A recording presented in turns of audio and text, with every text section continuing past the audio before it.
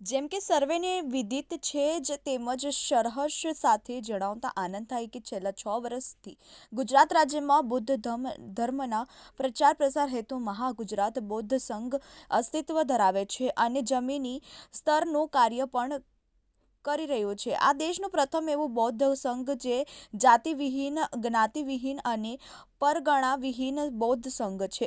મહાગુજરાત બૌદ્ધ સંઘ બોધિત્વ બાબા સાહેબના અંતિમ સૂત્ર સિદ્ધાર્થ પર કાર્ય કરે છે, જેમ કે ધર્માંતરણ અને નામાંતરણ અને સ્થળાંતરણ અને ધર્માંતરણ ના સિદ્ધાંત મુજબ મહાગુજરાત બૌદ્ધ સંઘ તમામ લોકોને કે જેઓ સ્વેચ્છાએ બુદ્ધ ધર્મ અંગીકાર કરવા માંગતા હોય તેઓને બુદ્ધ ધર્મની નિઃશુલ્ક ધમ્મ દીક્ષા ગ્રહણ કરાવે છે.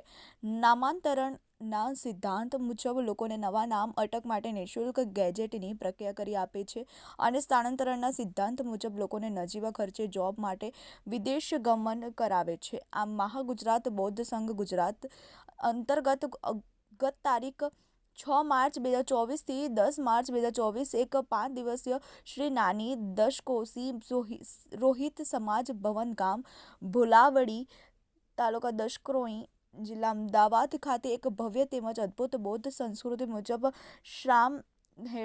શ્રામણેરી અનાગારિક અને વિપશ્યના પ્રશિક્ષણ શિબિરનું આયોજન કરવામાં આવ્યું હતું, જેમાં સમગ્ર ગુજરાત રાજ્યના કુલ 7 જિલ્લાઓમાંથી 19 સભ્યોએ ભાગ લીધો હતો. મહત્વની વાત એ છે કે 2 મહિલા ભિક્ષુની એટલે કે 5 દિવસ માટે મુંડન કરાવી શ્રામણેરી બની હતી. આ શિબિર અંતર્ગત સવારે 4 થી 7 વિષયના શીખવાડવામાં આવતી હતી.